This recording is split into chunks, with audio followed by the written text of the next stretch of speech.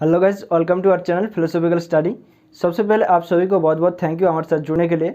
उम्मीद करूंगा आप लोग बहुत अच्छे हैं और आपका प्रिपरेशन बहुत अच्छे तरीके से चल रहे होंगे। तो गाइज, मैं राहुल मंडल साथ करता हूँ आप सभी को इस अप्लाइड फिलोसॉफी सेशन में।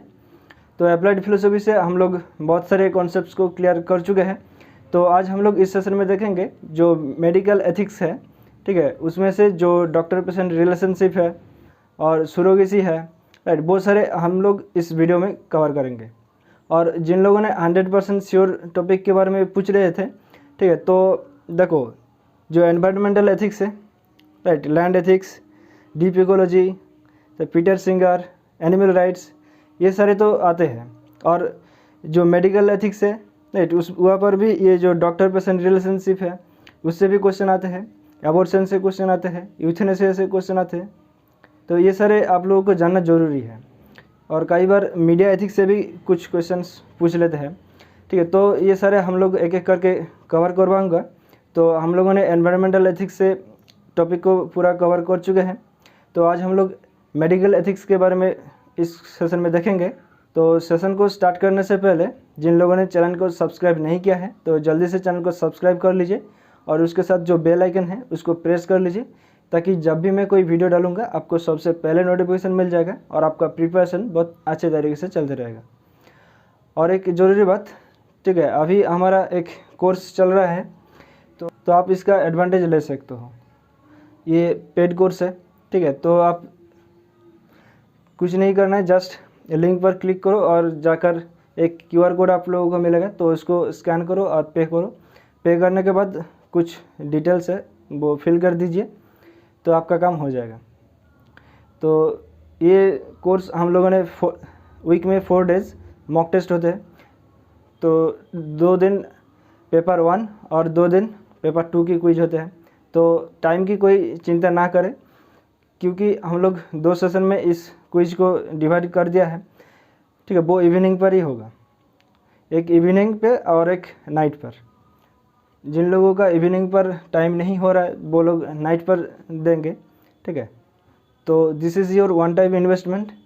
इसके बाद आप लोगों को और कोई पेमेंट करने की कोई ज़रूरत नहीं है। ये दिसंबर एग्ज़ाम जितने तारीख तक होगा, ठीक है, ये उतना तारीख तक एक्सटेंड होता रहेगा। तो आप लोग इसका एडवांटेज ले सकते हो। तो चलिए सेशन को स्टार्ट करते हैं। ये सेशन बहुत ही मज़ेदार होने वाला है। तो देखो, मेडिकल एथिक्स की बात करें तो मेडिकल प्लस एथिक्स, राइट। तो मेडिकल में एथिक्स का इन्वॉल्व करना, यही है मेडिकल एथिक्स। तो मेडिकल में देखो डॉक्टर आते हैं, पेशेंट आते हैं, एक इंस्टीट्यूशन आते हैं, मतलब हॉस्पिटल हो या फिर नर्सिंग होम हो, राइट, बहुत सारे आते हैं। और उसके साथ कुछ मोरल प्रिंसिपल्स अगर ऐड किया जाए तो ये मेडिकल एथिक्स हो जाता है। तो देखो, चिकित्सा नैतिकता अन्य स्वास्थ्य पेशेवर और समाज के साथ रोगियों के लिए डॉक्टरों और अस्पतालों के दायित्व से संबंधित है, राइट। और स्वास्थ्य पेशे में नैतिकता का एक सेट है जो स्वास्थ्य पेशेवर और स्वास्थ्य देखभाल संस्थानों के विभिन्न समूहों पर लागू होता है। The health profession has a set of ethics applicable to different groups of health professionals and health care institutions, ठीक है। तो आप लोगों में से हिपोक्रेटिक के बारे में बहुत सारे लोग सुना होगा। तो ये 4th सेंचुरी BC में था, ठीक है। तो ये ग्रीक फिजिशियन था हिपोक्रेटस। तो इनका एक जो शपथ है, कसम, मतलब सनम तेरी कसम, ठीक है। तो ये डॉक्टर ये पेशेंट के साथ कसम खाते हैं, ठीक है, कि तो keep the patients from harm and injustice, मतलब पेशेंट को इनजस्टिस और हार्म के बीच में बहुत दूर रखेंगे। और give support to fellow physician, मतलब जितने सारे फिजिशियंस रहेंगे, ठीक है, उसके सपोर्ट करेंगे। तो यही 2 ओथ था, राइट, हिपोक्रेटस के। और यहाँ पर 2 नाम याद रखो, थॉमस पार्सिवल, ठीक है, इन्होंने फर्स्ट मेडिकल एथिक्स को इस्तेमाल किया है। ये जो शब्द है मेडिकल एथिक्स 1803 में, राइट। और एक ग्रंथ आते हैं प्रिंसिपल ऑफ बायोमेडिकल एथिक्स, जो लिखा था Tom L Beauchamp and James F Childress. ये दोनों ने मिलकर एक ग्रंथ लिखा था प्रिंसिपल ऑफ बायोमेडिकल एथिक्स। और इस ग्रंथ में 4 मेन प्रिंसिपल्स के बारे में बात किया है, ठीक है। और वो कौन कौन सा है देखो। तो फर्स्ट 4 प्रिंसिपल्स जो यहाँ पर लिखा गया है, ठीक है, बहुत सारे जो प्रिंसिपल्स ऑफ बायोमेडिकल एथिक्स है, ठीक है, वहाँ पर लिखा गया था। तो देखो पहला आता है बेनिफिसेंस, मतलब act in the best interest of humanity, right. तो ह्यूमैनिटी के जो सबसे ज़्यादा इंटरेस्ट है, ठीक है, वहाँ पर एक्ट कीजिए। हम लोग इसको डिटेल में पढ़ेंगे। अब दूसरे नंबर पर आते हैं नॉन मेलफिसेंस, मतलब डू नॉट हार्म, ठीक है, खर्च ना पहुँचना। और तीसरे नंबर पर है ऑटोनॉमी, ठीक है, तो पेशेंट्स राइट टू रिफ्यूज़ और चूज़, राइट, मतलब यहाँ पर कॉन्सेंट की बात होती है। और उसके बाद आता है जस्टिस। जस्टिस मतलब इक्वलिटी यहाँ पर नहीं मीन किया गया है, तो यहाँ पर जस्टिस मतलब treatment on the merit of illness, right. तो जिसके ज़्यादा इलनेस रहेगा, ठीक है, उसको सबसे पहले ट्रीट किया जाएगा, ठीक है। और उसके बाद आता है डिग्निटी, ठीक है, डिग्निटी ये patient and doctor both to be respected. और छठा नंबर पर है कॉन्फिडेंशियलिटी, मतलब द ट्रस्ट और not be shared against the will, ठीक है। तो ये डिग्निटी और कॉन्फिडेंशियलिटी के बारे में जोर नहीं दिया गया था, ठीक है, ये फर्स्ट 4 प्रिंसिपल्स के बारे में बहुत ज़्यादा जोर दिया गया था। तो हम लोग फर्स्ट 4 को एक एक करके देखेंगे। तो देखो, तो ऑटोनॉमी की बात करें तो ऑटोनॉमी मतलब जो पेशेंट है उसका आत्मनियंत्रण, राइट। पहले तो इसको ऑटोनॉमी नहीं दिया गया था पेशेंट को, तो अब ये ऑटोनॉमी पेशेंट को भी दिया जा रहा है। तो डॉक्टर और पेशेंट के बीच जो रिलेशनशिप बाउंड होता है, ठीक है, वो इस ऑटोनॉमी की तरह ही होता है। तो अगर आप लोग ऑटोनॉमी आपको नहीं दिया जाएगा तो आप कैसे डॉक्टर के पास जाओगे, राइट। वैसे तो आप लोग डॉक्टर के बात हमेशा नहीं सुनते हो ना। अगर सपोज़ करो आपको बोल देते कि ये बहुत ज़्यादा खर्चा होने वाला है और आपको ये बेनिफिट्स बहुत ज़्यादा कम होने वाला है, तो आप क्या उसको एग्री करोगे? नहीं ना। तो अगर कुछ डॉक्टर ऐसे भी आप लोगों को देखने को मिलते हैं कि वो लोग इनकम करने के लिए आपको ये ट्रीटमेंट दे देती है, राइट। तो अभी ये नहीं होते, ठीक है। तो ऑटोनॉमी आप लोगों को दिया जाएगा, तो अभी आप लोग डॉक्टर के साथ रिलेशनशिप बाउंड कर पाओगे। तो देखो, respect for autonomy is one of the fundamental guidelines of medical ethics, ठीक है। और autonomy in medicine is not simply allowing patient to make their own decision, और physician have an obligation to create the condition necessary for autonomous choice in others. जो physician है, जो doctor है, उसके साथ ये ऑटोनॉमी मतलब क्या है कि respect for autonomy includes respecting an individual's right to self determination as well as creating the condition necessary for autonomous choice, right. और ये प्रिंसिपल बेस करता है कि इन्फॉर्म्ड कंसेंट, मतलब अगर आप एग्री करोगे तभी आपका ट्रीटमेंट जो है वो आगे बढ़ाया जाएगा, ठीक है। अगर आप इसको डिसएग्री करते हो तो ये वहीं पर रद्द कर दिया जाएगा। अब बात करते हैं बेनिफिसेंस की। तो द प्रिंसिपल ऑफ बेनिफिसेंस मतलब ये आपका भलाई के लिए जो प्रिंसिपल या नीति है, ठीक है, बहुत सारे दिया जाएगा। तो duty of the health care provided to be of benefit to the patient, right. तो यहाँ पर आपका बेनिफिट देखा जाएगा। और take positive steps to prevent and to remove harm from the patient, ये तो बिल्कुल सिंपल है, राइट। तो this duties are viewed as self evident and viewed as the proper goals of medicine. और ये गोल अप्लाई किया जाता है दोनों जगह पर, एक पेशेंट के भी और एक होल सोसाइटी के बारे में भी। जैसे कि अभी जो, ठीक है, कोरोना की वजह से हम लोगों को बहुत हेल्थ इश्यूज़ आते हैं, ये प्रिवेंट करने के लिए जो वैक्सीन लगाए जाते हैं, राइट। तो वो एग्जांपल, वो तो बेनिफिसेंस के बारे में सोचकर ही ये वैक्सीनेशन लगाई जा रहा है, राइट। जो कोरोना पेशेंट है उसको भी वैक्सीनेशन किया जा रहा है और जो नहीं है उसको भी वैक्सीनेशन किया जा रहा है। अब नॉन मेलफिसेंस के बारे में बात करें तो इसका जो अर्थ है वो नुकसान ना पहुंचना। तो ये देखा जाता है कि आपको और नुकसान ना पहुंचे, मतलब डू नॉट हार्म, राइट। तो physician must refrain from providing ineffective treatments और acting with malice toward patient, मतलब जो पेशेंट के भलाई होगा वो उसी के ऊपर ये काम करेगा, राइट। तो this principle is difficult as many beneficial therapies also have serious risk, right. तो ये डिफ़िकल्ट हो जाता है कई बेनिफिशियल थ्योरीज थेरापीज जो होते हैं, राइट, और जितने सारे सीरियस कंडीशंस होते हैं, राइट, तो यहाँ पर ये डिफ़िकल्ट हो जाता है। और देखो the pertinent ethical issues is whether the benefits outweighs the burdens. अब प्रासंगिक नैतिकता मुद्दा ये है कि यहाँ पर आपको लाभ से ज़्यादा, ठीक है, बोझ बहुत ज़्यादा होता है। तो यहाँ पर एक एथिकल इश्यूज उठते हैं। अब जस्टिस के बारे में बात करें तो जैसा कि हम लोगों ने पहले बोला था कि जस्टिस मतलब यहाँ पर इक्वलिटी नहीं है, राइट। तो जस्टिस मतलब यहाँ पर जिसको बहुत ज़्यादा ज़रूरत है, ठीक है, ये मेडिकल ट्रीटमेंट की, तो उसको पहले ट्रीटमेंट किया जाएगा। और ऐसा नहीं है कि सभी पेशेंट को, ठीक है, वो अलग अलग दृष्टिभंगी से देखेगा, ठीक है, वो इक्वल देखेगा, लेकिन जिसको ज़्यादा ज़रूरत है, ठीक है, उसको पहले ट्रीटमेंट किया जाएगा, उसके बाद उसके थोड़ा लेस है उसको ट्रीटमेंट किया जाएगा। तो देखो justice in health care is usually defined as a form of fairness और एज एरिस्टोटल वन सेड कि giving to each that which is his due. तो एरिस्टोटल का यहाँ पर कोटेशन आप लोग याद रखो, यहाँ पर आपने कॉपी पे लिख लो, ठीक है। और देखो ये justice deals with issues of treating patient equally. तो यहाँ पर इश्यूज़ उठते हैं, राइट, कि सभी पेशेंट को ट्रीटमेंट इक्वली देना है। तो यहाँ पर एक इश्यूज़ उठते हैं। तो हम लोग बताया कि जो जिसको बहुत ज़्यादा ज़रूरत है ट्रीटमेंट की, उसको पहले ट्रीटमेंट किया जाएगा, उसके बाद जिसको लेस इलनेस है उसको उसके बाद ट्रीटमेंट किया जाएगा, राइट। तो physician should treat similarly situated patients similarly and allocated resources justly. तो यही बात बोला है। ओके, तो अब हम बात करेंगे सुरोगेसी के बारे में। तो यहाँ पर सुरोगेसी का एक डेफिनेशन लिखा हुआ है। तो देखो the practice where by one women carries a child for another with the intention that the child should be handed over after birth.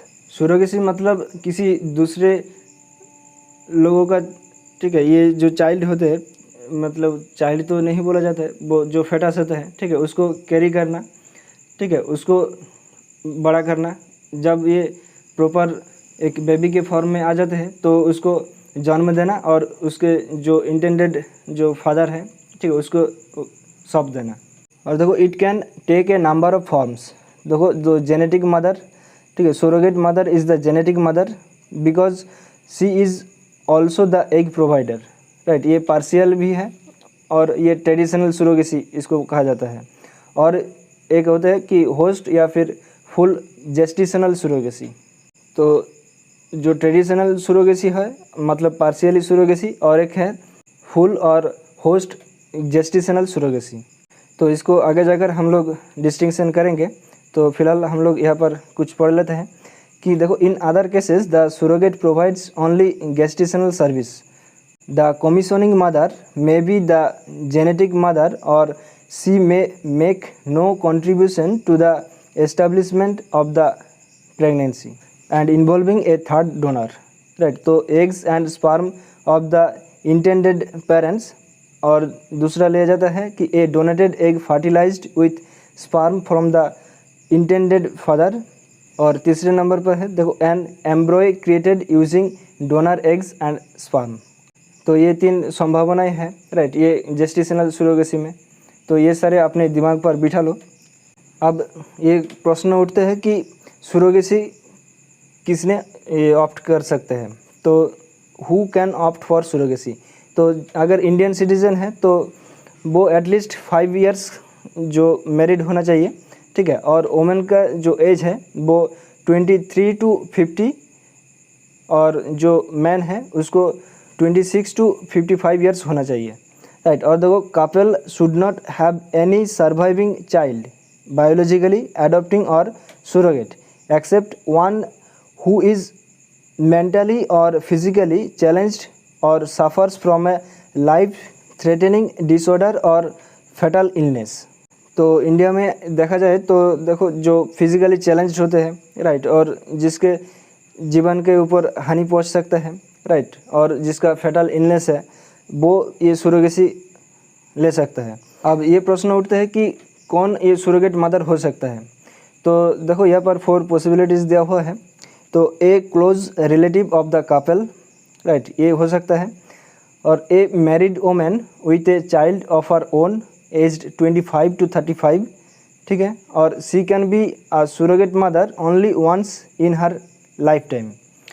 और चौथे नंबर पर है देखो should be certified as medically and psychologically fit, तो तभी ये surrogate mother हो सकता है। तो अब यहाँ पर कुछ आर्गूमेंट्स दिया हुआ है कि सुरोगेसी के फेवर में, राइट। तो फ्रीडम टू चॉइस, तो आपका चॉइस है।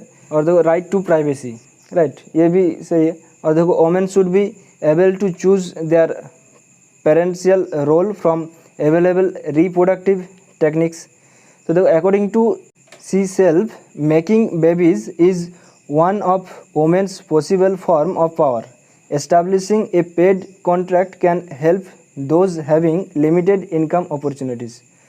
तो जो सुरोगेट मदर होगा उसको भी कुछ इनकम करने के अपॉर्चुनिटीज़ दिया जाएगा, ठीक है। तो यहाँ पर बहुत सारे बिजनेस चलते हैं। तो देखो a free reproductive market would enable women to autonomously set a value for their procreative activities.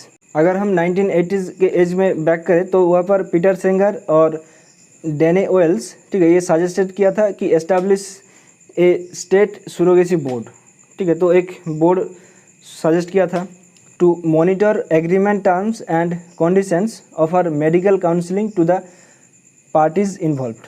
तो ये ठीक से चल रहा है कि नहीं चल रहा है, ये एग्रीमेंट्स और टर्म्स के बारे में, ये मेडिकल काउंसलिंग के बारे में, ठीक है, जो लोगों ने ये पार्टीज इन्वॉल्व्ड हैं, ठीक है, बहुत सारे मॉनिटर करने के लिए एक स्टेट सुरोगेसी बोर्ड इस्टेब्लिश करना उन लोगों ने कहा है कि पीटर सिंगर और डैनियल वेल्स ने।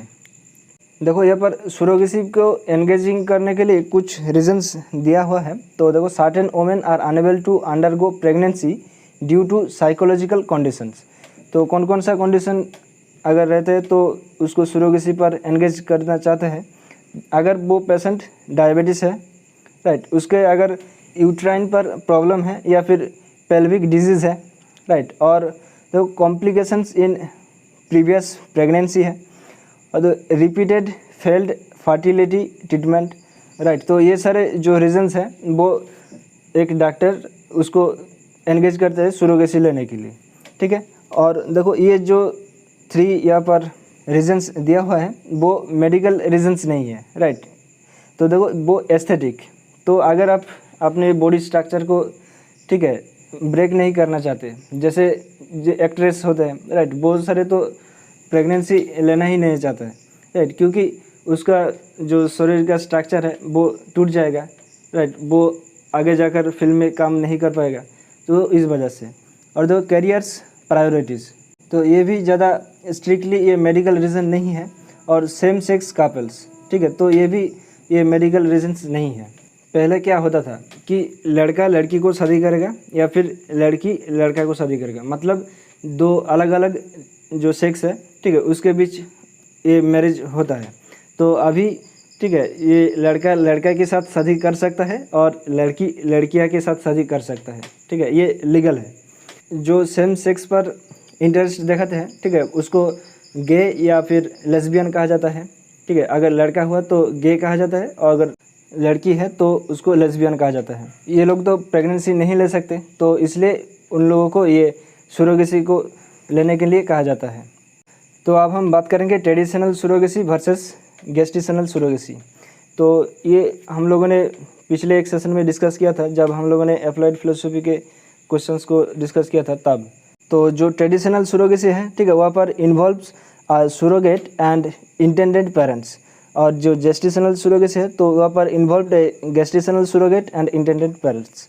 तो देखो जो ट्रेडिशनल सुरोगेट है तो वहाँ पर यूज़ किया जाता है जो उसको अपना एग है टू फर्टिलाइज द स्पर्म, और जो जेस्टिशनल सुरोगेसी है तो यहाँ पर मैंडेटरी नहीं है कि, मतलब देखो does not use her own egg to fertilise sperm, ठीक है। और देखो जो ट्रेडिशनल सुरोगेसी है वो shares DNA with the baby, she has a biological connection to the child, ठीक है, वो तो बिल्कुल होगा क्योंकि देखो वहाँ पर जो वोमेन है वो तो अपना एग दिया है, राइट।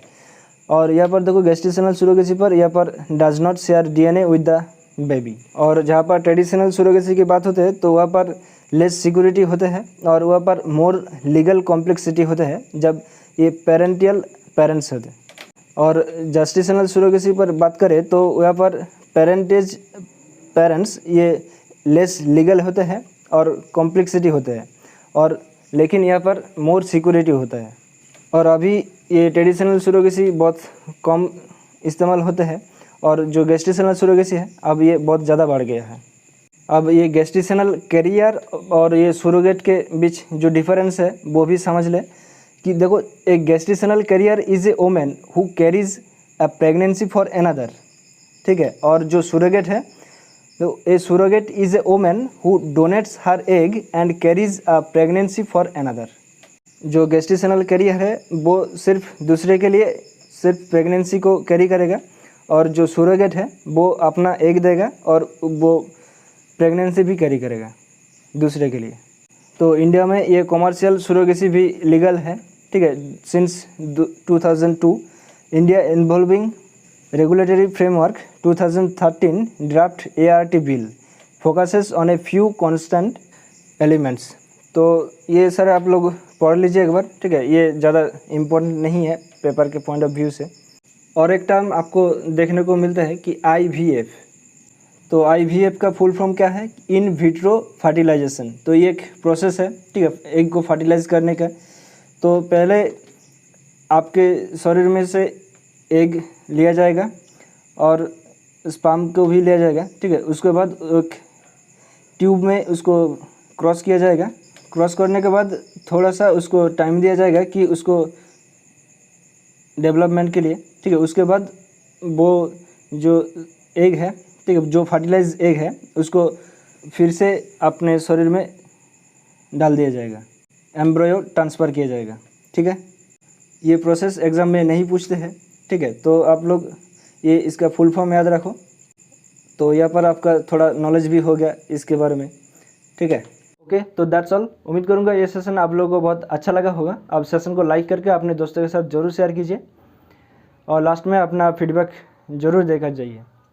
और एक ज़रूरी बात, हमारा टेलीग्राम चैनल फिलोसॉफिकल स्टडी, इसको भी ज्वाइन कर लो। वहाँ पर भी क्विज होते हैं, तो आप इसका भी एडवांटेज ले सकते हो, ये बिल्कुल फ्री है। और उसके साथ साथ हमारा जो फेसबुक पेज है उसको भी लाइक, फॉलो और शेयर कर दीजिए।